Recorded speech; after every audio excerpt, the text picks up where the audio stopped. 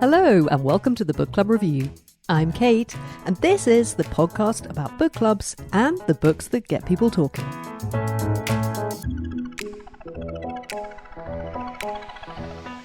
The nights are drawing in, the leaves are on the ground, summer reading seems but a distant memory. It must be Booker Prize time. Our most demanding, but possibly also our favourite episode of the year as we discuss and debate this year's 6 shortlisted books, which are, in no particular order, The Trees by Percival Everett, O. William by Elizabeth Strout, The 7 Moons of Maali Almeida by Shehan Karunatilaka, Glory by NoViolet Bulawayo, Small Things Like These by Claire Keegan, and Treacle Walker by Alan Garner. Although we might rail at this much required reading all in one go, the truth is we love tackling the Booker shortlist, which expands our horizons and stretches us as readers like nothing else. So listen in to find out which books we loved, which ones we wish we could have avoided, and which one we think should win the 2022 Booker Prize. All that coming up here on the Book Club Review.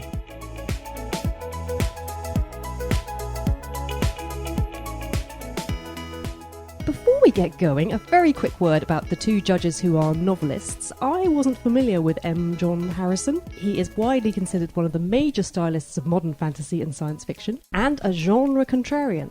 Author Robert Macfarlane has said Harrison is best known as one of the restless fathers of modern science fiction. To my mind, he is among the most brilliant novelists writing today. Alain Maboncou is a novelist, journalist, poet and academic, a French citizen born in the Republic of the Congo, currently a professor of literature at UCLA. He is best known for his novels and non-fiction writing depicting the experience of contemporary Africa and the African diaspora in France. In some circles in Paris, he is known as the Samuel Beckett of Africa. He is also, if you Google him, a very snappy dresser. Chair of the judges Neil McGregor said the great joy for him has been working with people who have come to the discussions wanting to have their opinions changed.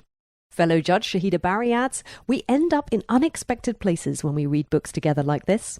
There is no one I would rather go to unexpected bookish places with than journalist Phil Chaffee and Chrissy Ryan, whose bookshop, Bookbar, has quickly become the literary hub of North London. Regular listeners will recognise them both from former podcasts, including last year's Booker Prize show. We're delighted to have them back. Phil, Chrissy, welcome. Thanks. Great to be here. Oh, how amazing to be back. Love it. We're here in the shed. We've got some drinks. Sadly, as regular listeners no doubt have been wondering, we do not have Laura. But fear not, it is unthinkable that we should try to discuss and sum up Booker books without her. And so, thanks to the magic of editing, listeners, we will be hearing from Laura at regular intervals throughout the show.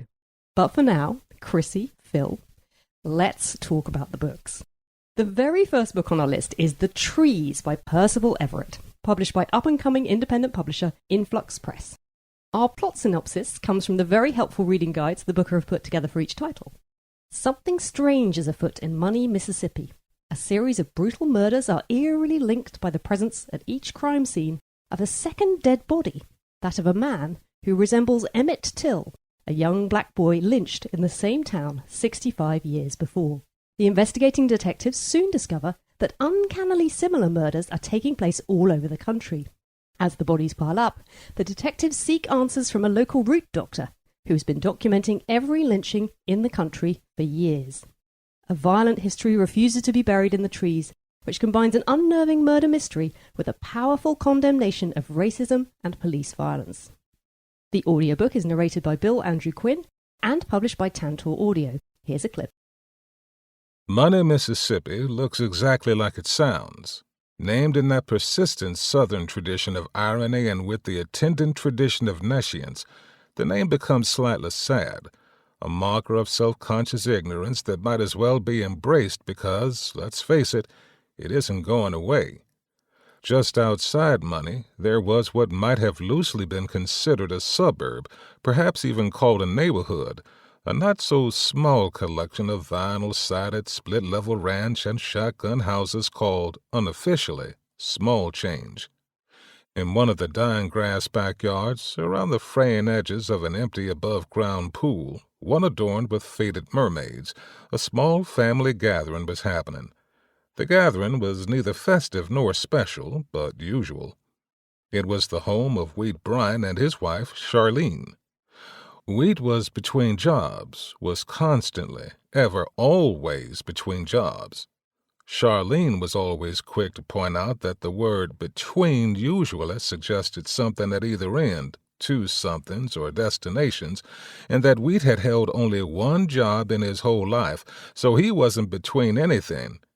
Charlene worked as a receptionist at the Money Tractor Exchange, J. Edgar Price Proprietor, the official business name, no commas, for both sales and service, though the business had not exchanged many tractors of late or even repaired many. Times were hard in and around the town of Money. Charlene always wore a yellow halter top the same color as her dyed and poofed hair, and she did this because it made Wheat angry. Wheat chain-drank cans of Falstaff beer and chain-smoked Virginia Slim cigarettes, claiming to be one of those feminists because he did, telling his children that the drinks were necessary to keep his big belly properly inflated and the smokes were important to his bowel regularity. When outside, Wheat's mother, Granny Carolyn or Granny C, wheeled herself around in one of those wide, tired electric buggies from Sam's Club. It was not simply like the buggies from Sam's Club. It was, in fact, permanently borrowed from the Sam's Club down in Greenwood.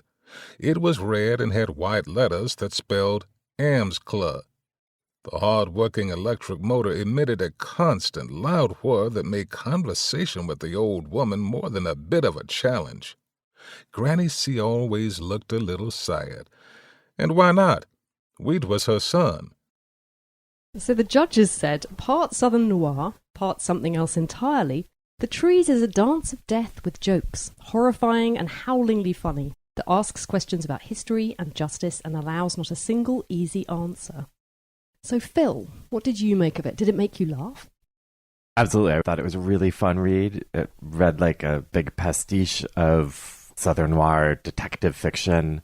The characters are very cartoonish. All of the characters, the detectives, the cabal of Black Panther ninjas, and the crazy white racists at the core of it. But I think that works, and I think it was a page-turner. It was funny. I laughed out loud a lot, and it also then touched on something very, very dark in American history and culture very successfully, even though surrounded by this otherwise cartoonish world. Chrissy, had you come across Everett before? I had, because Influx Press, who I would love to give a little woohoo shout out to, is a brilliant press. They're not that old, I don't think, and they really engage in some brilliant writing that comes from all over the place, and I think they discover some amazing writers, and they've been publishing Percival Everett for a while. This is the first of his books I've read, and I'm so pleased that I read The Trees, because now I want to read everything else he's written. Which is a lot. Yeah, a lot. I think the place to start, by the sounds of it, and I'm not an expert, seems to be Erasure. But he's written a lot. The one that was published before this was a book, I can't remember the title, but Percival Everett is in the title. So it is a very meta book, and that also intrigues me. Percival Everett by Virgil Russell. That's it. A story inside a story. Because at the back of the copy of The Trees, very helpfully, probably knowing that everyone's appetite is completely whetted now by having read this one, they've included quite a few generous plugs for his other books, and I certainly thought that. I think the thing that really struck me is it's such an assured book. It feels like a book written by someone who really knows what he's doing. You feel in such safe hands. It's this rollicking crime caper that's very funny. It's quite cinematic. There are these vivid characters that you don't much like, but still they carry you on. There are some characters that you do like, but there are a lot of characters that are really repellent and they're held up, and you end up laughing at them at the same time as being horrified by the subtext of what's going on here, and which he's also holding up and exploring, which is this racism and the history of that racism and what living with that legacy means to people today. And I think the thing that I took away from this book was the sort of openness of the ending without giving anything away, which I felt then left me with lots of questions. And in some ways, I found that as a read a bit unsatisfying. When I finished it, I kind of sat back and was like, But then almost my next thought was, oh, but I really like that. I love the way that now I just want to talk to people about this book. Now I just want to ask questions. And again, I thought that was really clever. I thought he knows his readers well enough to know just the right thing to leave them with. So it's very assured, a complete surprise. I had no idea it was going to be like that and just loved it. A very strong opener, right? Totally. I think what I loved was that it felt like reading a quite standard police procedural, but that was the device through which to access these really complicated and exceptionally dark and difficult histories and cultural examinations. There's an element of horror in there. It goes into the supernatural, and again, without giving too much away, there's a question of supernatural over it that had a slightly Get Out, the film, feeling to it, but also horror. Then you've got the police procedural element, and then you've got the comedy that then makes you laugh at things that you suddenly go, oh God, I really shouldn't be laughing at that. But you know that he's leading you to do that and calling you out on it, but also gently encouraging you to do so. And it felt like a book that I was really in conversation with the author the whole time. I agree with all of that. One qualification I would do is I was slightly frustrated by there's a very signature murder that keeps on happening to multiple different people who you don't really know. And you just get the same murder scene all over the country eventually, again and again and again. And eventually I just found that it was losing its effect, and I was a bit frustrated by the repetitiveness of that. I think it goes into the realm of the fantastical in a way that almost slightly disappointed me, because I did feel very invested in those cops and the investigation and the whole thing that kind of lures you in to start with. And then it spirals off into something else. And I think that was why I had that moment at the end where I was like, huh. But then when I considered it structurally and what he'd done, I thought, well, that's just really clever. I think all of these books on the shortlist, any one of them you could do at book club and it would make for a great discussion. But there are two books that I feel were perfect book club books, and this is one of them. I agree with you, Phil, that murder scene is fairly repetitive. I think there's a bit of a point in that. Like, I do think that he's trying to bring it home. Maybe my criticism potentially is that there's no sense of resolution at all, I don't think. Towards the end, it did really build, and the short chapters make you really invested, and you're reading, you can't put it down. But I do think that there was not so much of a resolution. I'm not sure where it went to. No, it's very open, and I mean, the very last line is, it's a question. He doesn't give you the answer. Yeah. And so, although, I always like that, I was like, oh, I'm going to have to do some work now, aren't I? Yeah, and that's not... He's not going to let you just sit back. And that's not going to satisfy a reader who traditionally would not pick up a listed book, but loves a police procedural novel. I do wonder whether that lack of resolution, which is clearly intentional, makes it slightly less accessible. Possibly, but I think a resolution would have been inappropriate in this book. I think it was grappling with the history of white supremacy in America, and then increasingly the white supremacy of the Trump era. We don't know if the Trump era is over, but certainly white supremacy in America is not. And any resolution, given how outlandish everything already was, he couldn't resolve it, really. You're totally right, because it hasn't been resolved. Let's get on to I just wanted to say a quick thing about Influx Press, because I love finding out about them. They're small independent publishers here in the UK, run by Kit Kalis and Gary Budden. And what I particularly loved, apart from their amazing list, all of which looked like, if you're looking for interesting book club reads, then check that out, their backlist. But Kit Kalis has written a book called Spoons, Carpets, An Appreciation, which seems to be entirely about carpets in branches of Weatherspoons. Sounds amazing. They also publish an amazing book, and I'm, again, loath to remember the title, but it's travelling through Britain, through its car parks. We were doing a stock take at Bookbar yesterday, and I was doing that particular section, whatever section it's in. I think it's in UK, but in our UK-Europe section. I just thought, God, I really want to read that. And my Canadian colleague, for all the Canadian listeners out there, was like, what do you mean a car park? And I was like, I don't know, car park where you park a car. And he was like, what, at home? And I was like, no. Parking lot was obviously the translation, but I enjoyed that exchange that we had. And our non-UK listeners might also need the explanation that Wetherspoons are a chain of very cheap and cheerful pubs throughout the UK that are known for their cheap drinks and their really hideous patterned carpets. It would never occur to me in a million years to write a book about that. Okay, on to our next book. A very different book. Oh, William, by Elizabeth Strout. I don't feel it's possible to say the title of that book without going, oh, William. This is the third book in a trilogy that began with My Name is Lucy Barton and then went on to Anything is Possible. In the third book, Lucy is a successful writer living in New York, navigating the second half of her life as a recent widow and parent to 2 adult daughters. A surprise encounter leads her to reconnect with William, her first husband and long-time on-again, off-again friend and confidant. Recalling their college years, the birth of their daughters, the painful dissolution of their marriage, and the lives they built with other people, Strout weaves a portrait stunning in its subtlety of a tender, complex, decades-long partnership. The audiobook is narrated by Kimberly Farr and published by Penguin Audio. Here's a clip. I would like to say a few things about my first husband, William. William has lately been through some very sad events. Many of us have, but I would like to mention them. It feels almost a compulsion. He is 71 years old now. My second husband, David, died last year, and in my grief for him, I have felt grief for William as well. Grief is it is such a solitary thing. This is the terror of it, I think. It is like sliding down the outside of a really long glass building while nobody sees you.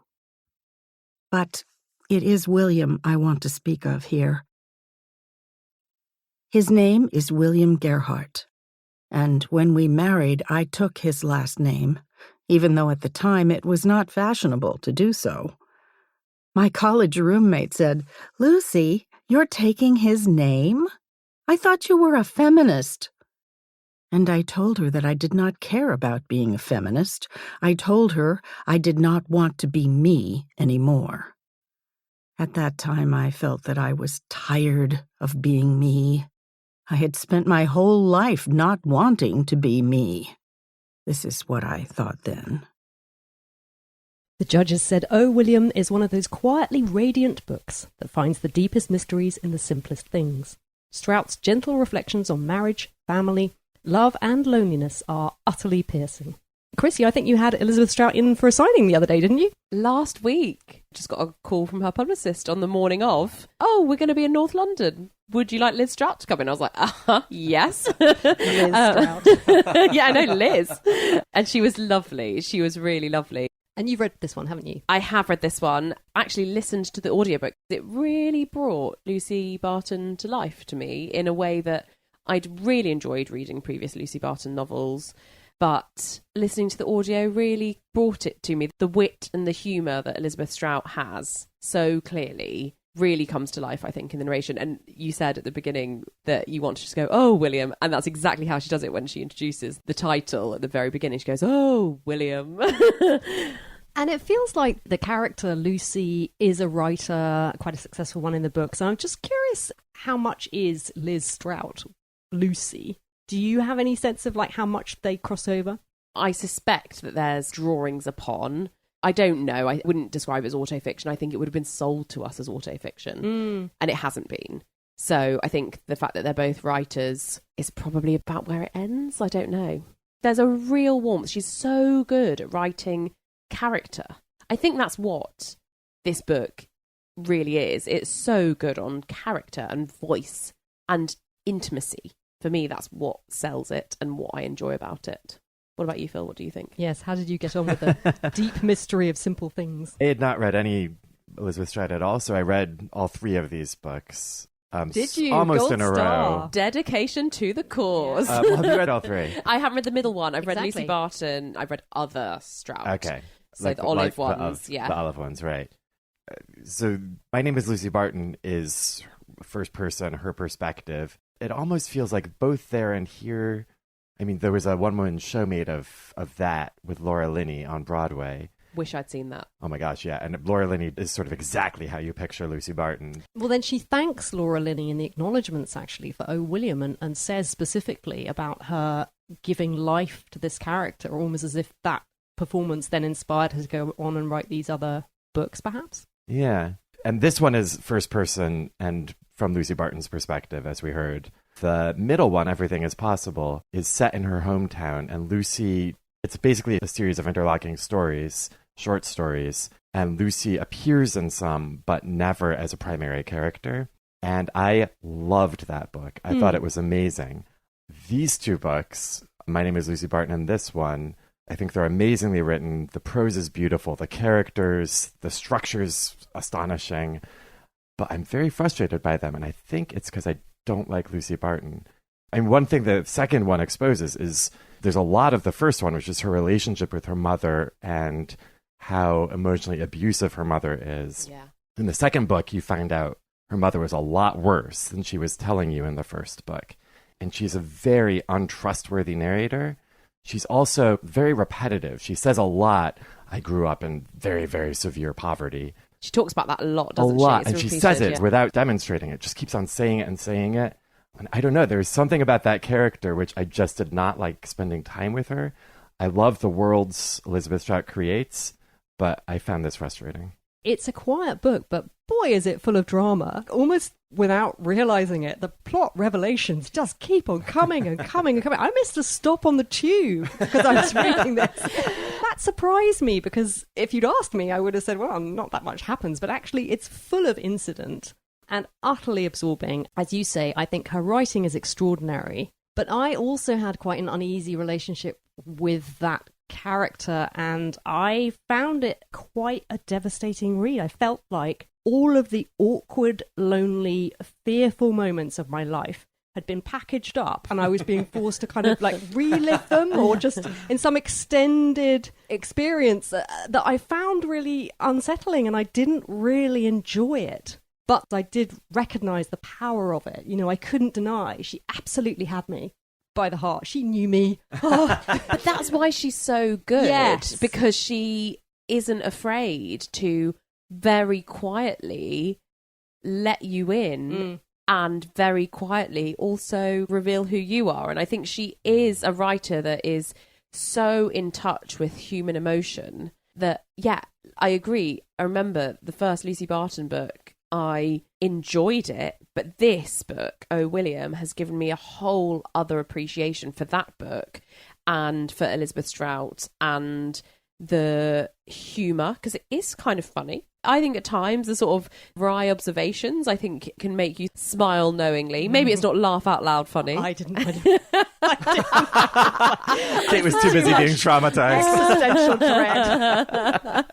But I think she just gets under your skin really well. That's a good way of putting it. I mean, I thought the other thing I think I was a little bit uneasy with was I just felt I'm not sure I really learned anything from it. I feel like she was telling me things that I already knew. And that was a strange one because she's such a clever, piercing writer. These books are full of insight, but strangely, I think perhaps because, as I said, I think I didn't really get past my discomfort with it. I think it's okay to be seen and feel seen, and that's enough. There was something I was uncomfortable with. There was a certain comfortableness with her life and her position and her relative wealth and privilege. And even though much of the narrative is concerned with this hardscrabble background, I found the scenes recounting what the parents had done to her almost unbearable to read. You know, as a parent myself, you just worry all the time about what you might be doing to your children, even when you're trying to be quite a nice parent. So it was difficult, but at the same time, there was something, it didn't feel, some of the other books on this shortlist, I felt had a largeness to them, that they were reaching beyond the confines of their own cultures, this own particular story that they were trying to tell. And I felt this was tapping into something about America, but it was quite a specific aspect of American culture and American society that I thought she was excavating. I'm only saying this because we've got to try and pick a winner, haven't we? And in so much as I can find things that I didn't think quite worked about it, it was something to do with that for me. I also slightly take issue with trilogies. I just feel if it gains in depth and scope because of you having read the other two, I don't think it really should qualify. It shouldn't be like that. You shouldn't need to read all three. I mean, I don't think that's the case with this. It does feel very much like it stands alone. I like the way it referred to the one that I had read, but not in a way that I felt like I needed to have read that to get the references. So it is all packed in there. So I think it's all right, but I just not crazy about third parts of trilogies being nominated for book. And there's another one after this that's coming out now. So it's just not, come out. Just come out. A quartet? Quadrology? Or, I mean, it could be more, because it sounds like I love, actually, this project of inhabiting this world and each book expanding it in a different direction. There's also something astonishing to me, particularly in the first and the third book, told from her view, where she repeats some things, but she fills in completely different things. And the zoom in on a particular time in her life in each of these, basically this road trip she takes with her ex-husband in this one, and this time when she's in the hospital with her mother visiting her in the first one, and zooms in, but then can zoom out and go over years and pages. Her structural audacity is just amazing, and she's so good at it. Completely agree. And there's so much. I think this discussion's actually given me even more enthusiasm for this book, despite conflicting opinions, because I think what it's done is solidified how incredible a writer Elizabeth Strout is, to be able to do intimate whilst also withholding so much. She allows you to get to know this character so well before revealing that you don't really know her at all. She is still withheld from you. And I think, wow, what an incredible achievement. And then also, I see what you're saying, Kate, and I get that entirely, that it's about this particular circumstance, this very particular woman. But I think it's what she's doing with the character and what she's doing in giving you so much and yet so little all at once. It's kind of amazing. They go on this road trip through Maine, and everything about it is so depressing. And one of the things that really I thought was just a step too far was that even in the restaurant they go into, like, the woman is really horrible. Like, they never go to a restaurant without the woman, like, sort of slamming the door in their face and putting the clothes aside. I was like, oh, come on. Are people really that mean in Maine? Anyway, right, we must move on. I also like this a lot more through our discussion of it.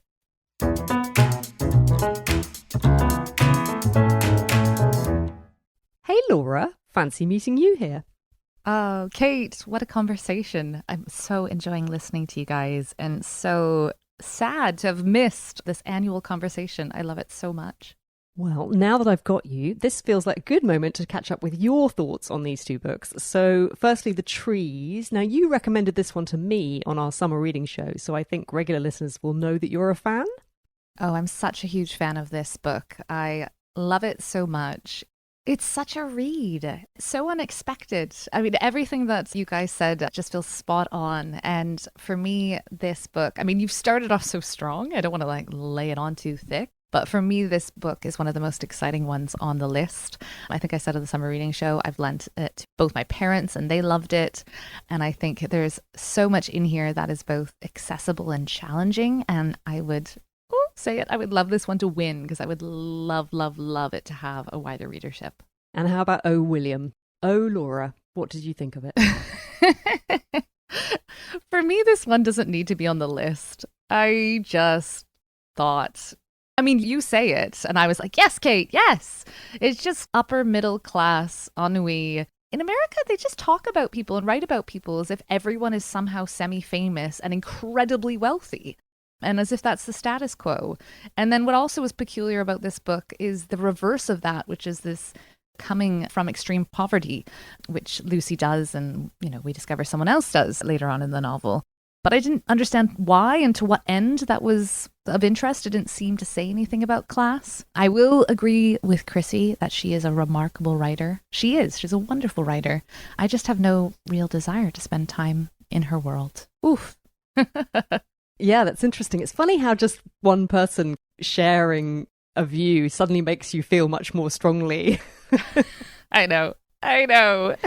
Yeah, interesting. I probably could have been swayed the other way, but for me, this is an incredibly accomplished book, but it does not need to be on the shortlist. All right. And so with those possibly controversial thoughts, let's dip back in and hear the conversation about the next two books. Next up, The Seven Moons of Maali Almeida by Shehan Karunatilaka. Colombo, 1990. Maali Almeida, war photographer, gambler and closet queen, has woken up dead in what seems like a celestial visa office. His dismembered body is sinking in the Briera Lake, and he has no idea who killed him. At a time when scores are settled by death squads, suicide bombers and hired goons, the list of suspects is depressingly long. But even in the afterlife, time is running out for Maali. He has 7 moons to try and contact the man and woman he loves most and lead them to a hidden cache of photos that will rock Sri Lanka. Shehan Karunatilaka's rip-roaring epic is a searing, mordantly funny satire set amid the murderous mayhem of a Sri Lanka beset by civil war. Now, the audiobook for this one hasn't in fact been published yet, but I did have a man about the house, and so he kindly read me the opening pages. Answers. You wake up with the answer to the question that everyone asks. The answer is yes, and the answer is just like here but worse. That's all the insight you'll ever get, so you might as well go back to sleep. You were born without a heartbeat and kept alive in an incubator, and even as a fetus out of water, you knew what the Buddha sat under trees to discover. It is better not to be reborn, better to never bother, should have followed your gut and croaked in the box you were born into. But you didn't. So you quit each game they made you play, 2 weeks of chess, a month in Cub Scouts, 3 minutes in rugger. You left school with a hatred of teams and games and morons who valued them. You quit art class and insurance selling and master's degrees, each a game that you couldn't be asked playing. You dumped everyone who ever saw you naked, abandoned every cause you ever fought for, and did many things you can't tell anyone about. If you had a business card, this is what it would say. Maali Almeida, photographer, gambler, slut. If you had a gravestone, it would say Melinda Albert Caballana, 1955 to 1990. But you have neither, and you have no more chips left at this table, and you now know what others do not. You have the answer to the following questions. Is there life after death? What's it like? So it's set in the afterlife. We've got our main character. It's got almost a bit of a, I thought, George Saunders, Lincoln in the Bardo-y vibe. You don't quite know what you're reading. It's quite unsettling. It's very bureaucratic, this afterlife. It's quite hierarchical. There are people who are seemingly there to help him. There are people who are seemingly there to drag him into something that he might not want to be dragged into. He's got his own agenda. He's trying to figure out what's happened. And so for a lot of it, initially with him, you're just finding your feet. And it's written in the second person. You do this, you think that, you go here, which I can find off-putting, but I thought he handled it really, really well. I have to say, I found this book quite hard to get into. There's a lot of violence initially, particularly against innocents, children and animals, and it's just hard to read. And it's set in the bloodiest period of the Sri Lankan Civil War. And, it just felt a bit grueling at times. It just wasn't something that I wanted to curl up with in bed at night. But I did stick with it. Phil, how did you feel about Maali and his afterlife? Well, Proviso I did not finish. I'm halfway through this, but how did I feel about it? I think this book is astonishing. It is not something you want to curl up with in bed. That is very true. It's not really before sleep reading, but it's so ambitious and adventurous and just rich with history and characters and sense and grotesqueries, and I think it's amazing. I very much struggle with the second person in general.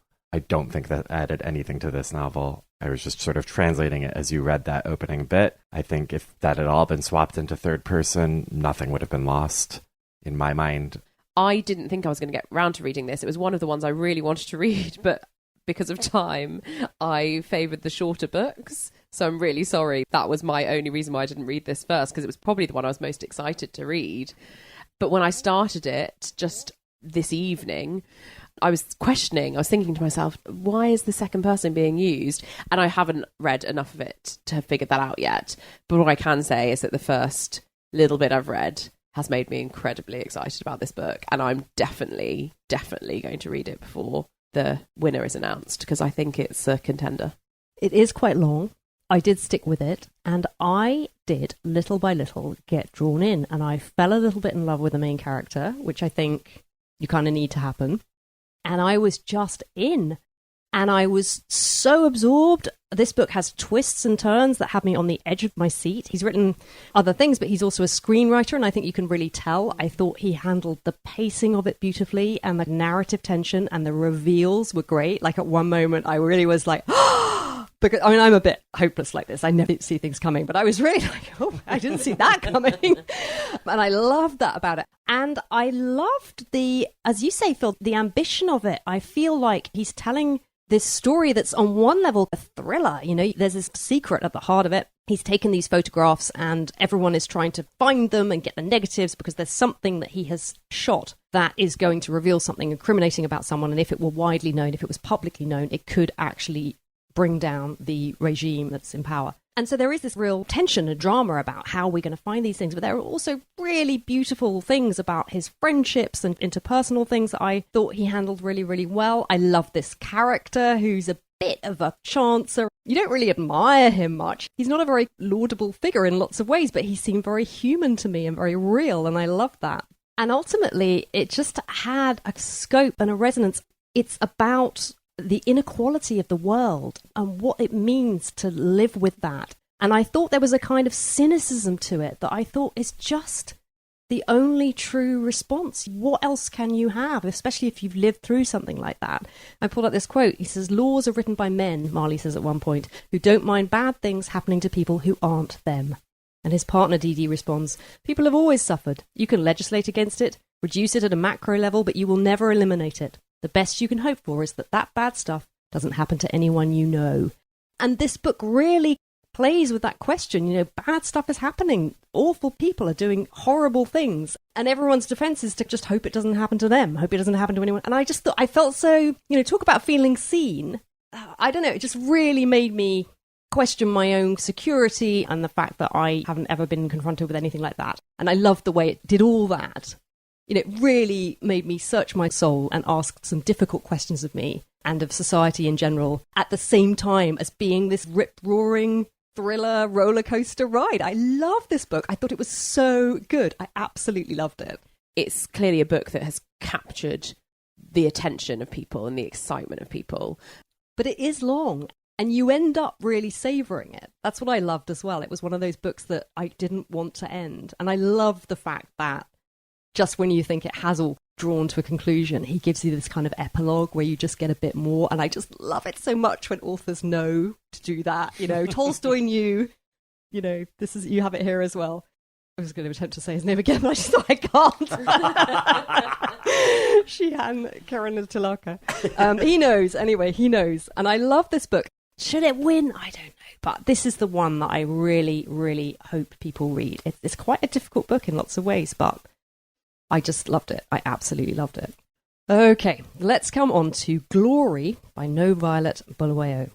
A long time ago, in a bountiful land not so far away, the animals lived quite happily. Then the colonizers arrived.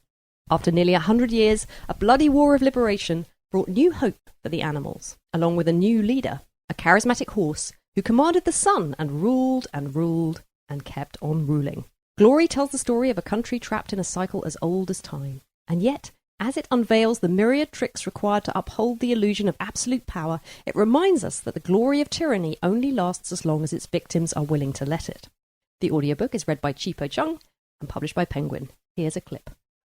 When at last the father of the nation arrived for the Independence Day celebrations, no earlier than 3:28 in the afternoon, the citizens, congregated at the Jidada Square since morning, had had it with waiting.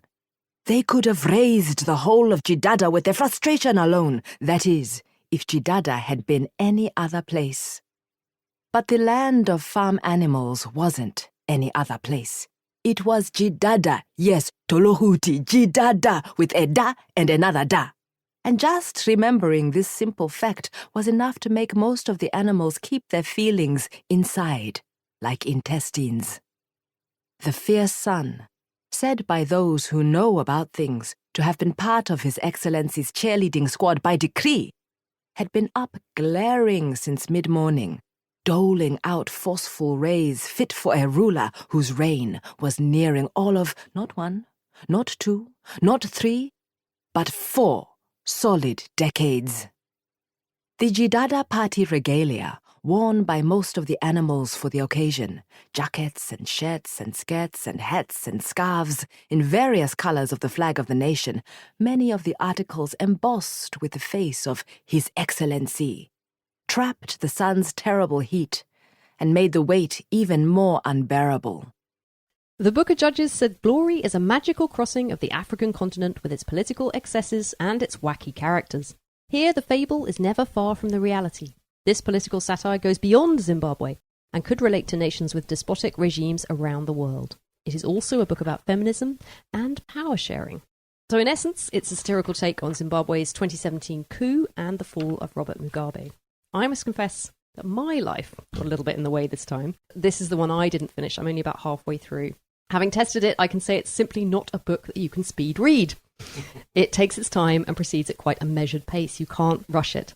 The characters are all farm animals, so the leaders are horses, the military are dogs. And then the other thing about it is that there's this kind of call and refrain, Tolahuti, which apparently translates as something like, you find that. And this is used throughout the novel in a kind of recurring way.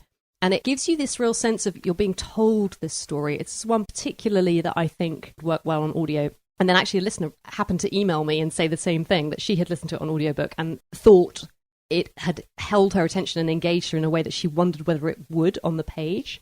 So it's got this lovely, almost slightly other quality to it that I really liked and appreciated. And I think this idea of having these anthropomorphic animals could fall apart, but it doesn't. I think she's a very good writer, and I think she holds it all together very well and very convincingly. I was half expecting to be troubled by that, but as much as I've read, I've been quite happy with that and quite drawn in. I feel like it's gathering pace, but because I don't know where it goes, this is one that I can't judge. Phil, you managed to finish it. I did finish it with the audiobook, actually, Interesting. which was a help, because it does go faster. And I think this is actually a book where my suspicion is, reading a lot of the reviews, a bunch of the critics did not make it much further than you did, Kate. I have your book in front of me. Did they say I what see I where, no, it's just weirdly, further than a third into this, you meet the main character.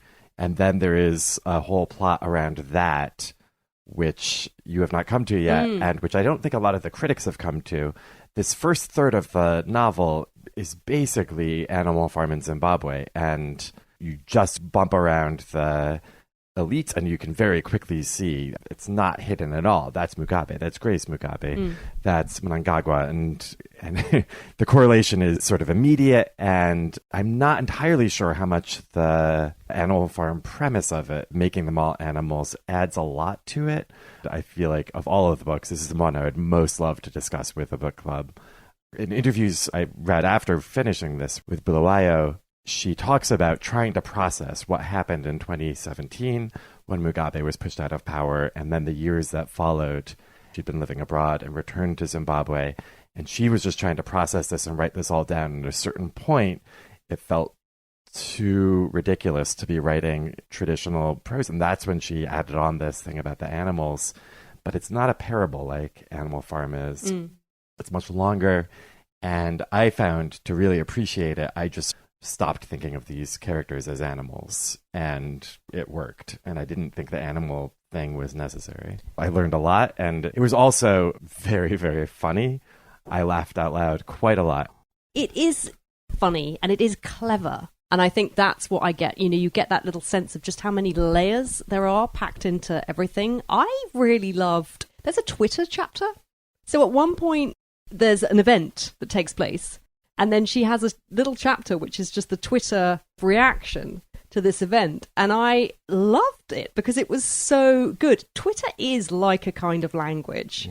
There's a way people communicate on Twitter, and you kind of have to understand it, and very hard, I would say, to recreate in fiction, and she absolutely nailed it. I loved that. I thought, oh, this is so clever. So often when an author tries to do something like that, it ends up being a bit clunky, or it doesn't quite get the right tone, and you know it's a sort of reference to something, but they're not really nailing it. But she absolutely did. And so I was flipping through just to see if there are any more Twitter chapters. I don't think there are, but I think there are some bits where I saw there's a bit where it's overheard in cues, or I think she's weaving in different ways of telling the story, which I think is great. Something actually that we didn't talk about when it came to the trees was a similar and kind of horrifying premise that Percival Everett includes, which is that chapter where it's simply a list of names of Black and Asian people that have been lynched in America, that I read line by line in a way that I would never normally. I agree. By that point in the book, those names have got such a power and a resonance. You do read them. It gave me chills. Yeah. Gave me Absolutely. chills. Total power. Yeah. And similarly in this book, much further in, there is buried, I had never even heard of this, but the Kurahundi massacres, which was almost this genocidal program that Mugabe had in the mid-80s, 82 to 87, of a particular ethnic minority. And it's very, very affecting in this book. She brings this to life. So it's not all farce in here, just like the Percival Everett. It felt like quite an important book to me. The FT reviewer said that Glory is a memorable, funny, and yet serious allegory about a country's plight under tyranny and what individual and collective freedom means in an age of virtual worlds and political soundbites. I felt like Seven Moons, it was another one where it was touching on a country's recent and ongoing history, but in a way that felt powerful and relevant in other ways. It wasn't just about that specific time and place. It felt like it had echoes that went beyond the borders of the book. And I thought Glory, like Seven Moons, it felt to me that that's what she was doing. So should it win? I mean, it's so frustrating not to have finished it. Are we having this discussion already? Well, I just, while we're at it. I mean, I think it would be a worthy winner. I don't know if it's my vote, but... Okay, all right. Okay, we'll do the last ones and then we'll really see.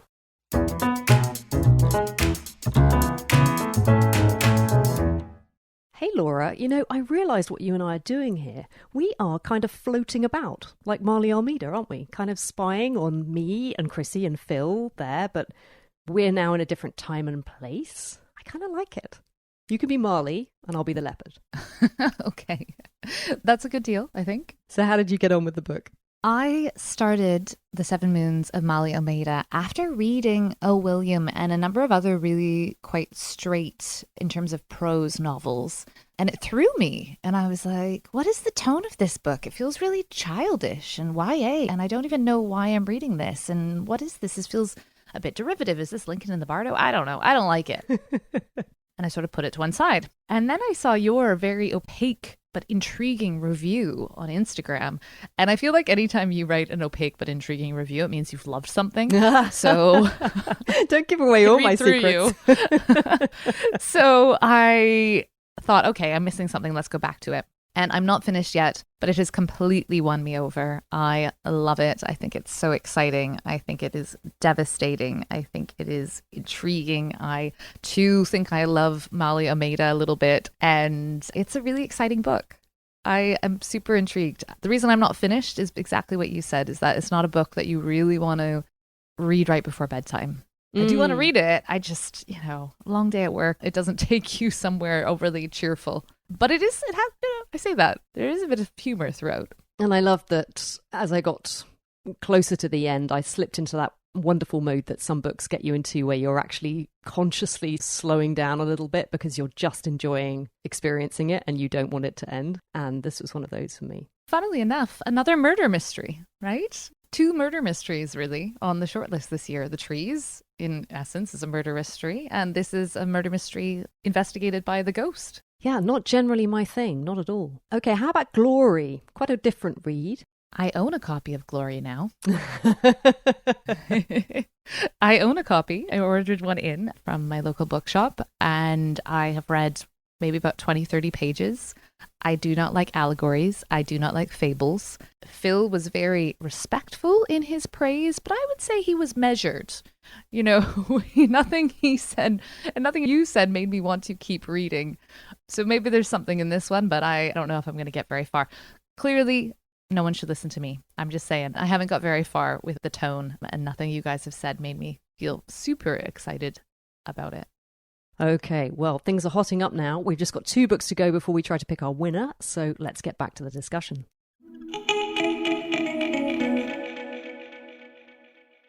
All right, from a long, slow read, because it's about 400 pages, and like I said, you can't rush it, to a short one, 116 pages, the shortest book ever to be in contention for the Booker, in fact. And that is Small Things Like These by Claire Keegan. It is 1985 in an Irish town. During the weeks leading up to Christmas, Bill Furlong, a coal and timber merchant, faces his busiest season. As he does the rounds, he feels the past rising up to meet him and encounters the complicit silences of a small community controlled by the church. Claire Keegan's tender tale of hope and quiet heroism is both a celebration of compassion and a stern rebuke of the sins committed in the name of religion. The audiobook is read by Aidan Kelly and published by Faber and Faber. Here's a clip. Furlong had come from nothing. Less than nothing, some might say. His mother, at the age of 16, had fallen pregnant while working as a domestic for Mrs. Wilson, the Protestant widow who lived in the big house a few miles outside of town. When his mother's trouble became known, and her people made it clear that they'd have no more to do with her, Mrs. Wilson, instead of giving his mother her walking papers, told her she should stay on and keep her work.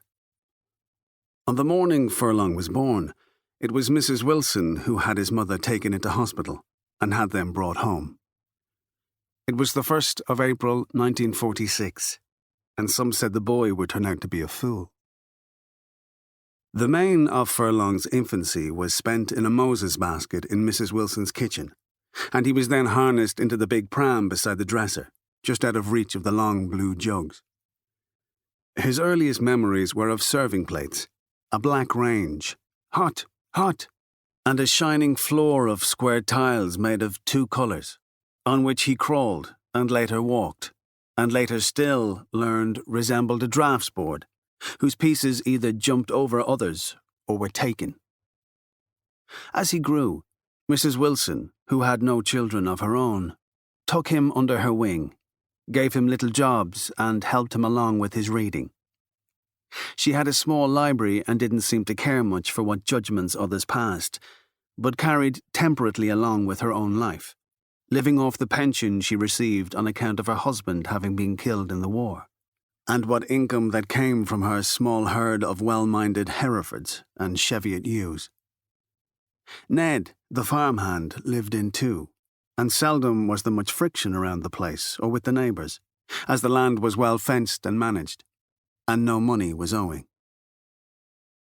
The judges said Keegan is measured and merciless as she dissects the silent acquiescence of a 1980s Irish town in the church's cruel treatment of unmarried mothers and the cost of one man's moral courage. I think we've all read this one, haven't we? I read this one quite a long time ago. Chrissy, how about you? I read it a while ago and actually reread it this week. Oh, you did to remind myself, yeah. Because it's so short and so memorable in the writing, but also because it's a book in which not much happens in terms of pace and the steadiness of it. I just wanted to remind myself of how I felt reading it. I think as busy readers, the main thing that we have to acknowledge that we may instantly feel is gratitude when something comes along that is both good and short. So I felt like I needed to, be aware of that emotion and set that aside slightly so that I could really consider the book on its own merits. I was thinking it is really something that such a short book could resonate and linger with me in the way that it has. That's not nothing, because it's so short. What is it about it that makes it worthy of being in contention for this prize? But it felt like it was that it has this power to it that makes it more than just 116 pages. It's a quiet authority, isn't it? I think that's what this book is, this quiet authority about quiet authority. That sounds like a pull quote from the cup. Thank you very much. Faber and Faber, if you'd like to get in touch and add it to your cover for the paperback, I'd be delighted.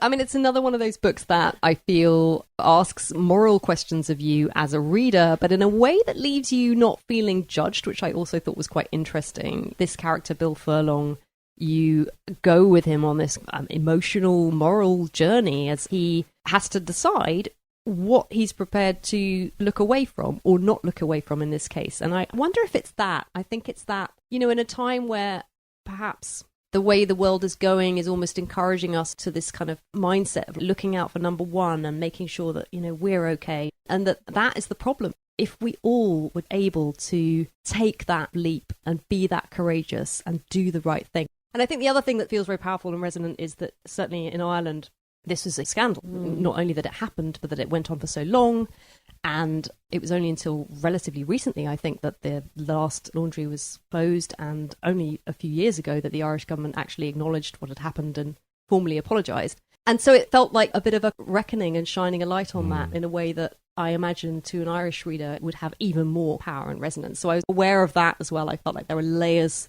to that book that weren't so obvious to me, but I feel like would really resonate with someone from Ireland. Phil, what did you think? I thought it was amazing. I felt like resonated like a amazing short story resonates, where it felt like this little gemstone where every word was well thought and well placed and perfect. I don't know if I would want to discuss it with the book group because I just feel like there wasn't much to critique. It has stuck with me. I did read it before even the long list was announced, I think. And I reread a bit of it today, and it's also just a pleasure to jump into. Yeah. And it was hard to jump away because she just sinks you in there, and the images are amazing, but the discussion of class is amazing. Unlike unlike Lucy Barton, I should say, she doesn't pound you over the head, but you definitely get a sense of what real poverty, this is a 1980s Ireland, rural Ireland, was like. I just found this very powerful. Yeah, I think it's an exquisite book. I think that's really the word for it. And I think she's an incredible writer. Her previous book, Foster, is equally short, maybe even shorter, and equally tender and creates an impression in the way that this does. She's clearly a very talented writer. I think it's a very subtle book. It's a very tender book. I'm so pleased that Claire Keegan has been recognised as an extraordinary writer by this book of shortlisting. That makes me really happy. It's the subtlety of it and the fact that it's really a book about grace in a way, that it's about the main character having had this experience, as you say, Kate, having actually been extended that grace in his childhood and his mother being extended that grace in his childhood, and then later on him being put in a similar position, and of course it'd be easier to look away, is exactly in a way what you're saying, Kate, about the 7 moons. How it makes you evaluate your decisions and your complicity. Complicity? Yeah. I think that's the right word. I think it asks a moral question of you, this book. And I love that it does that. I just thought, it was so highly acclaimed when it came out. I feel like surely almost everybody has read it. And when I read it, we've talked about this in our last episode, didn't we, about coming to a book with high expectations. The book we discussed, The Hummingbird, comes garlanded with such quotes from all these authors that you heard of. It was almost impossible to like it after I'd read those. And when I read this, I just sat back and thought, wow, that was great. But is that it? It's interesting, Kate, and it's really interesting, Phil, about what you were saying about how this is the one that you would find tricky to discuss with the book club because, and this is a little plug if you don't mind, we are doing it as our Bookbar Book Club book for November. Oh, wow. No, that's great. Don't tell Claire Keegan. No. That would be very No, so I'm going to get to interview Claire, and it's often, I remember interviewing Natasha Brown, who's the author of Assembly, which is a similar sized book, and a book I was gutted that wasn't on the long list last year. Yeah. And similarly powerful, I think. And similarly powerful, exactly. And actually, I was thinking when this was longlisted, I was like, hold on, does that mean that Assembly was eligible? Because I think it's about the same length. And it made me sad because I was like, I feel like that was a really deserved longlister last year anyway. Still bitter about that. But one of the best discussions that we ever had as part of our book club, we interview the author. It's like a virtual thing and people chat down the side in their chat. And it's brilliant. So you get people asking questions and discussing amongst themselves, but also me interviewing the author, and you get the author's perspective. And one of the best book clubs we've had was with Natasha Brown, with this incredibly short book that when I chose it, thought it would be really interesting to see how much there is to talk about. And we could have gone for hours. And I feel the same about this, actually. I just feel like it's a rabbit hole of so many things that we could discuss. I think it's interesting because I had a message from someone I had mentioned we were talking about this book, and he emailed back and said, oh, I love that book. It was such a perfect book. He said, I almost felt it didn't need me as a reader.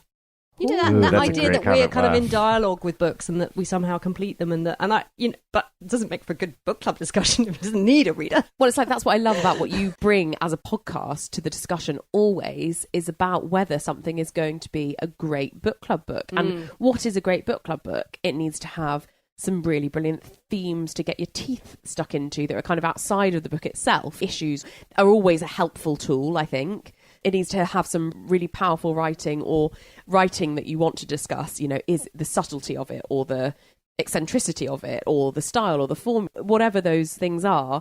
There are so many aspects to a book club book.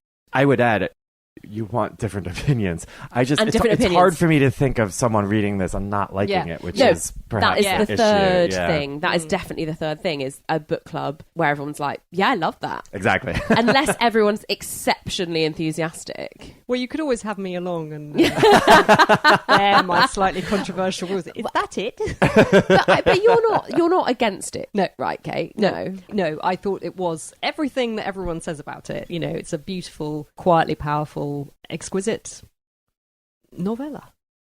Yeah. Well, no one that's likes a to controversial use. opinion in But there you go. itself. But yeah, no, I loved it. I would recommend it. Yeah, I just, in the context of this discussion, should it win? Can I possibly find anything to say I don't think it should? I wonder about this one.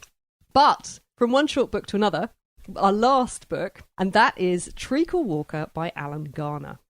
Joe Coppock squints at the world with his lazy eye. He reads his comics, collects birds' eggs, and treasures his marbles, particularly his prize daubers.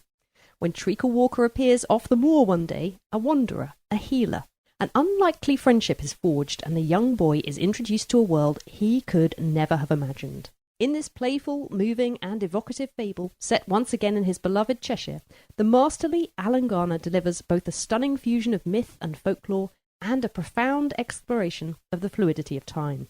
It's the latest fiction from a remarkable and enduring talent which brilliantly illuminates an introspective young mind trying to make sense of the world around him. The audiobook is narrated by Robert Powell and published by Fourth Estate. Here's a clip. Quick, Joe. Now, Joe. Joe pulled the patch down, got off his mattress on the top of the chimney cupboard, and stood at the big window. The last of Nooney's smoke curled through the valley and along the brook. He could see no one in Barncroft or Poolfield or Big Meadow or on the track between the top and bottom gates, and trees hid the way up from there to the heath. He went back to bed. "Ragbone! Ragbone! Any rags? Pots for rags! Donkey stone!" The voice was below the window. He climbed down again. There was a white pony in the yard. It was harnessed to a cart, a flat cart, with a wooden chest on it. A man was sitting at a front corner of the cart, holding the reins. His face was creased. He wore a long coat and a floppy, high-crowned hat, with hair straggling beneath, and a leather bag was slung from his shoulder across his hip. "Ragbone! Ragbone! Any rags? Pots for rags? Donkey stone!" He looked up at Joe. Joe opened the window. Even from there he saw the eyes. They were green-violet. "What do you want?" he said. "Rag and bone," said the man, "and you shall have pot and stone. That's fair, or isn't it?" "Wait on," said Joe. "I'm coming." Language. I think that's the thing immediately from the very first page. You're plunged into the unfamiliar. Did you know what a donkey stone was, Phil and Chrissy? I had no idea. You had no idea. And did that stand in the way of how you got on with this book? I suppose it's the I'd more say yes. I looked up donkey stones. They were first used in textile mills to clean greasy steps and give them a non-slip finish. However, the stones also became popular with housewives who would use them to give doorsteps and flagged floors a decorative finish. After mopping, a damp donkey stone would be rubbed around the outside edge of a flagged stone floor or along the leading edge and sides of a stone doorstep. When skillfully applied, the dried residue would give a neat, contrasting border or line. Quite often, the stones would be given out in exchange for old clothes or scrap metal by rag, tatters, or rag and bone men, as they were sometimes called. So, the donkey stone, like everything else in this book, has this history and resonance and meaning. Might not be obvious, but it is there. And I had read quite a lot about this book before I came to it. I had heard it was difficult. I'd heard it was quite challenging. I'd heard it was quite strange. I also didn't read anything by Alan Garner as a child. He has written 3, I think, classic children's books. The Weird Stone of Brisingamen. It's even harder to say than Shehan, Karunatilaka. Ellador and The Moon of Gomrath, none of which I read, although I was aware of them as a child. So he's now in his 80s. He has been writing, as he said in an interview on the Booker Prize website, for 66 years. And so he's coming to this now, and it feels like somehow the kind of synthesis of all of those years of living and writing and experiencing and coming together in this one very strange little book. Phil, how did you get on with it? I would say, to be fair to this book, it was just not written for me. I did not sit around Googling every term, but it was very hard to even just get a mental image of anything he was writing.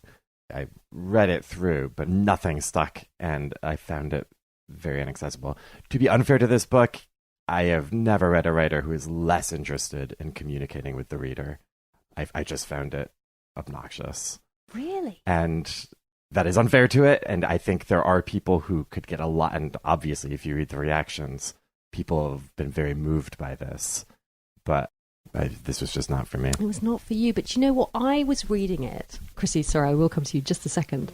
But just to say, I was reading it, and it is full of things that I think to an English reader are like half-remembered thoughts or emotions or experiences.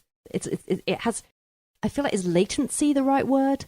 There is stuff buried within it. And somehow in reading it, it was somehow rekindling connections that I wouldn't even have been able to tell you that they were there. So to my enormous surprise, no one could have been more surprised than me when I read this book.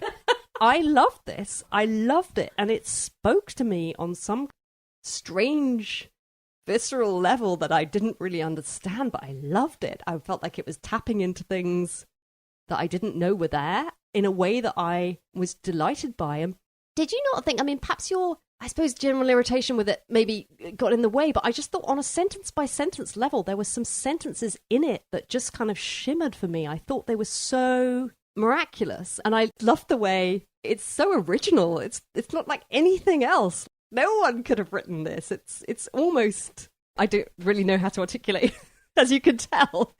It's hard to sum up because it's just not like anything I've ever read.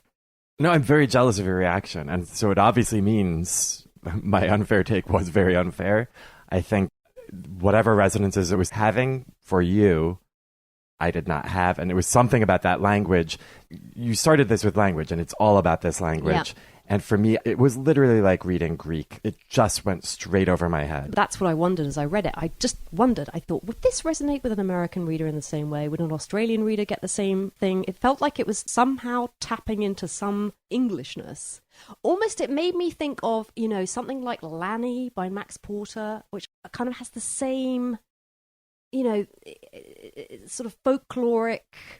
I don't really know what to make of it, but I thought it was amazing.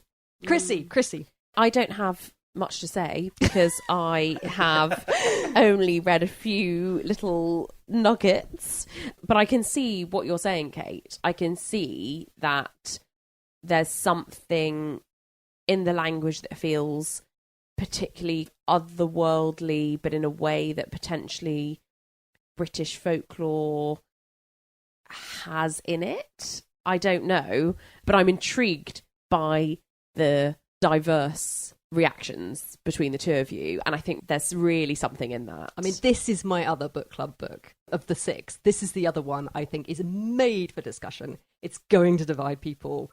Some people will just think it's bonkers. Other people like me will always have this sort of strange emotional... I think the other thing I loved objectively is that I actually thought it was structured absolutely brilliantly.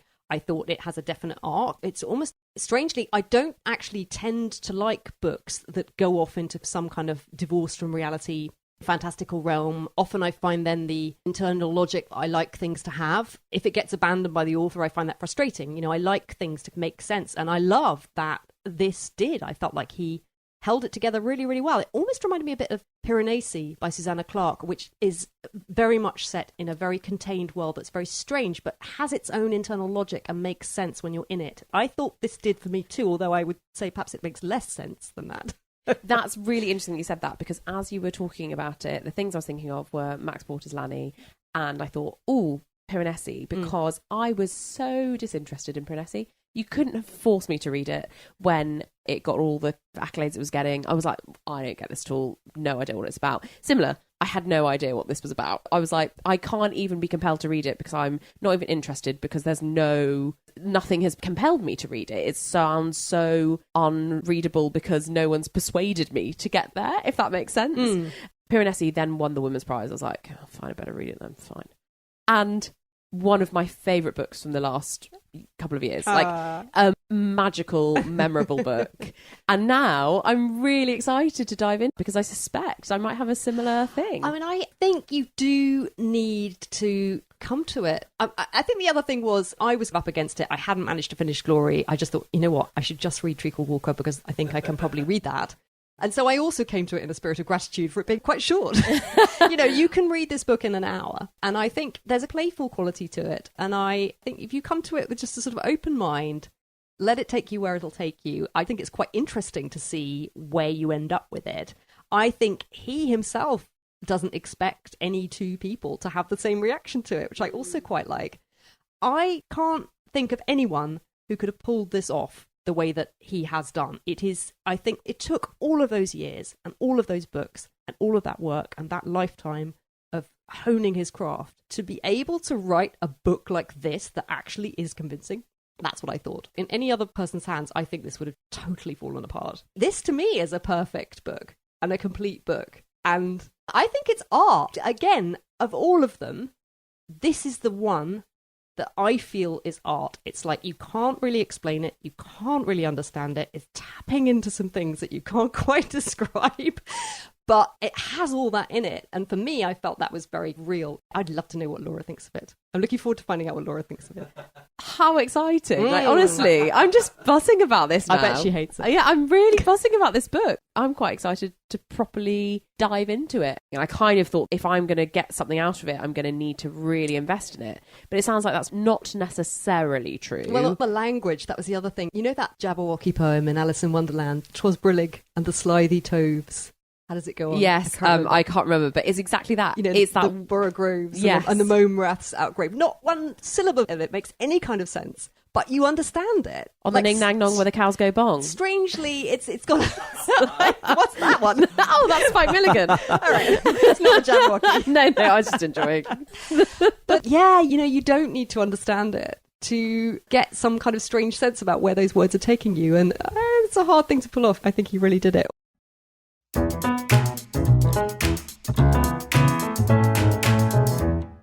So Laura, as we're in the moment, let's get your thoughts on Treacle Walker and then we'll go back to the Claire Keegan. How was Treacle Walker for you? Well, very annoyingly, I never got to Treacle Walker until Kate, and I blame you and I blame Phil because... How is this my fault? Because in our WhatsApp group, you guys were talking about how difficult the prose was and how difficult it was to understand and follow. And you said something about how it was written in like a local dialect. So I was imagining this really impenetrable prose. I didn't realize it was short. And it was only last night where I really wanted to get a little bit of a sense of it that I started the 10% sample and was like, oh, this seems great. And then everything you said about it makes me think, oh, I might well really love this. I could have been the intermediary between you and Phil, like the Canadian in the middle. But alas, maybe I'll have to report back on another episode. I feel like I've missed out. Well, of course, if it wins, then we will be coming back to it. So let's see. Interesting. Yes, because at that point, I just watched reviews and read about it. And I was commenting on what the general feeling seemed to be, which is that it was going to be a bit weird and a bit difficult. And, you know, it just goes to show you should read things for yourself before you think you know what they're going to be like. And how about small things like these? You read that quite a long time ago, didn't you, like me? Yeah, well, you sent me a copy. And I was saying how I had never heard of any of the books on the shortlist when it came out, or very few of them. And you were like, wait a second. I sent you my copy. That's where my copy went. I had forgotten that actually because I've been looking for it. Yeah. Well, thank you. It's a beautiful edition. And I pulled it off the shelf, read it in one sitting, and took it into work and gave it to my boss, who's a reader too. And I just said, you will love this. It's devastating and it's beautiful. I have no issue with it being short. I think it would be a very worthy winner. Although I read it a while back, it has stuck with me. My memory of it is just having this deep sense of like malaise, like all is not right with the world. And actually, I found it less an indictment of individuals' fear of subverting power or speaking to power, although that's there, and more an indictment of the Catholic Church, because as an institution, they would be doing these things still if the truth hadn't come out.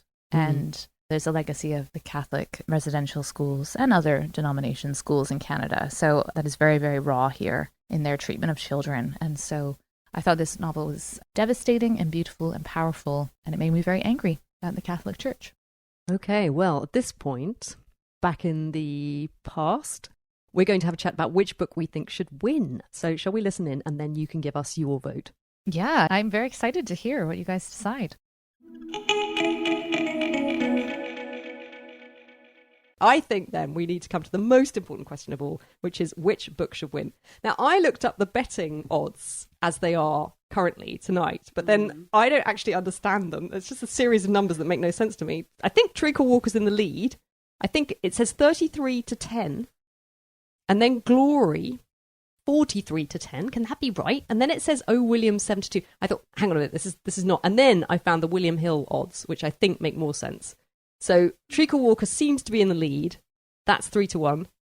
Oh William is 7-2. Glory 7-2. So they're level pegging. Seven Moons 4-1. Small things like these 5-1, and The Trees by Percival Everett is 11-2. So anyway, because they're in that order, even though those numbers don't really make much sense to me, I assume that 11-2 is less than 3-1.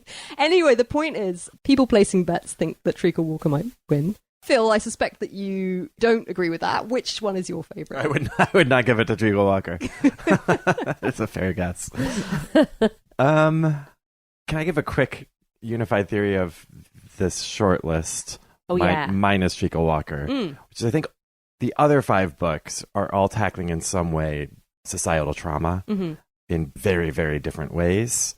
And some, I think, Claire Keegan do it very just sort of perfect realism. And then some, like NoViolet, Bulawayo, are very much out there, or Seven Moons. I would want to give the prize to one of the more ambitious ones, I think, and probably for the Seven Moons, even though I haven't finished it. I am loving every part of it, and it's really just wrestling with so much in so many interesting ways. So that'd be my vote. Chrissy, how about you? When the shortlist was announced, I was a bit disappointed because I'd read quite a few of the long list, and so that's always a winner. I had also been quite enthusiastic about some of the more accessible books. I always think that about the Booker. I'm always excited when there are books that I think are chosen that people are excited to read rather than feeling they should read, which is kind of how I felt about the shortlist, actually. And having read more of the shortlist, having had this discussion, boy, what a shortlist. Yes, that's what I think. Like, how different is our discussion this year to last year? There was so much more divisive, and admittedly, Laura isn't here, and I know Laura can bring some spice, but it feels like we all have generally, fairly universally, exciting and interesting things to say about each of the books on the list. And I think, Phil, you could be persuaded on Treacle Walker, maybe, by Kate. I feel like there's a little flutter of... I'm jealous of her reaction. It's like she read a different book. It's not the book I read, and I don't think I would get there. I would also be prepared to try and make a case for Treacle Walker being about societal trauma. No, honestly, because that's what I was thinking. I was like, this surely sounds like there's some deep-rooted class things going on. And it's narrated by a child. The main character, the protagonist, is a child, although it's not clear, of indeterminate age. And I felt at one point what the book was saying was, I think about this a lot as a parent. We bring children into the world, and what world are we giving them? what are we asking them to bear? They don't have a choice about that. Perhaps I was projecting onto it, but at one point I felt that that's something of what he was weaving into that story, what this child was being asked to. He has to go through something that's pretty awful at one point, and I felt that certainly at that moment was what it made me think of, was what it was tapping into for me. So yes, even this, I would argue, can make a case for that. Have you read Ian Banks' The Wasp Factory? Yes. It sounds to me quite similar to that, because it's from a child Yes, who's except- unfamiliar. It's quite eerie and quite surreal. Is this the real world? But it is the real world, and it's this child's perspective in the world. Yeah, although my memory of that book was that there was a real darkness to that book, and strangely, Treacle Walker for me was a book about light. I found it playful and joyful, even though there are some dark things in it. Sorry, we've backtracked to Treacle Walker just because I'm so fascinated now by it. My take on the shortlist is that it's an incredibly exciting one. I think there is lots of merit. I'm not sure I could call it. I'm really not sure I could say this is what the judges are going to do, and you never can really. No. Sometimes there's a more obvious answer. I'm fascinated by the idea of Seven Moons winning it. I think that The Trees would also be a really great choice because of the things that it's tackling and the way it tackles it. It's a very unique book. It's very ambitious, but never feels overly ambitious. I think potentially Elizabeth Strout could get it because of the nature of the book and who she is, and the book is probably the best of hers that I've read. The Claire Keegan's been shouted about a lot. I'm not sure I can massively call it. But what's your vote? What would you? What's if you my had to choose vote? one? Having not finished it, probably. And remember, she's seven... going to be meeting Claire Keegan. Oh yeah, no, yeah, exactly. Next Okay. week. Oh no. Yeah, is this going out before that? I would really like to see Claire Keegan there because I think she's an extraordinary writer. I'm very excited by the idea of Seven Moons or The Trees. I think Seven Moons or The Trees are my those books. And for me, it comes down to Seven Moons or Treacle Walker. I have to say, that was the one that really made me sit back. Maybe it's because these days I read so much. And so for something to come along and just really surprise me in that way, not like I expected at all. But Seven Moons, I have to say, has my heart. Maybe Treacle Walker has my head. I think also there's an element of acknowledging his work. I think he's a very meaningful figure in English literary history, and I could see them wanting to celebrate that. And so, yeah, I think that perhaps edges it for me with my head, thinking that might win. But Seven Moons has my heart. I would love Seven Moons to win because I adored it, and I thought it was such a good book, and I would love lots of people to read it. Hopefully they will, just from hearing me talk about it.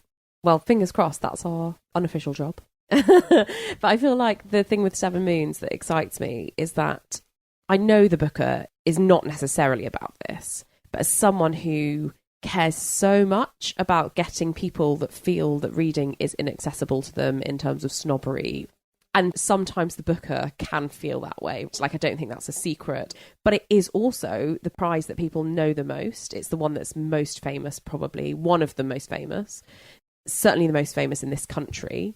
And I feel like the Booker shortlist therefore needs to cater to the fact that this could be the book that people are picking up when they don't read an awful lot but want to try to get into reading because they feel like, well, this must be the best book. I don't want that to be the thing that persuades the judges of a choice, but it makes me excited to think this book will cater to so many different readers.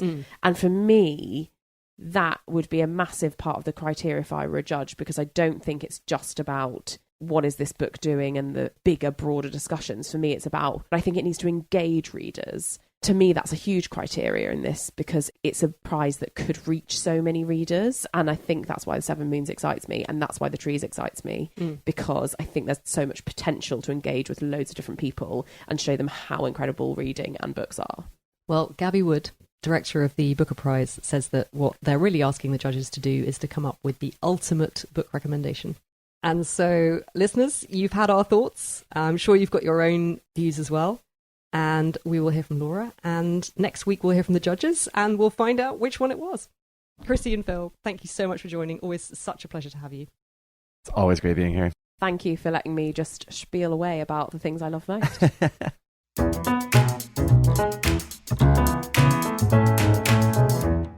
So, Laura, did you hear what Chrissy said there? You bring the spice. I did hear that. So we've considered all the books. You've heard our views. The listeners have now heard yours. In the end, for you, which book does it come down to? Which would be your pick to win? Well, I agree it's a really strong year for the shortlist. I honestly would be happy with most of these books winning, except perhaps for a William and Glory maybe, but I can't really say. I would be delighted if The Trees won, and I would be equally delighted if Seven Moons of Maali Almeida won. I think they are both incredible books and wonderful reads. And to Chrissy's point, I think them winning the Booker Prize would just elevate them and help them reach more readers. So super excited about both those books. I don't know if that's spicy though.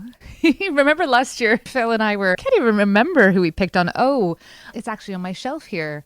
Oh, you love another Sri Lankan novel. We did. The Long Road Home? The Passage North. Thank you. Loved That's the one I never got around to reading. Oh, what a beautiful book that is, and such a contrast to The Seven Moons of Maali Almeida. Such different books speaking to the Sri Lankan War and the individual's experience of it. That's by Anouk Ered Pragasam. We would have loved that to win. No, it was oh gosh, it's on my shelf, 1 sec. Yeah, it was Richard Powers. Oh, Bewilderment.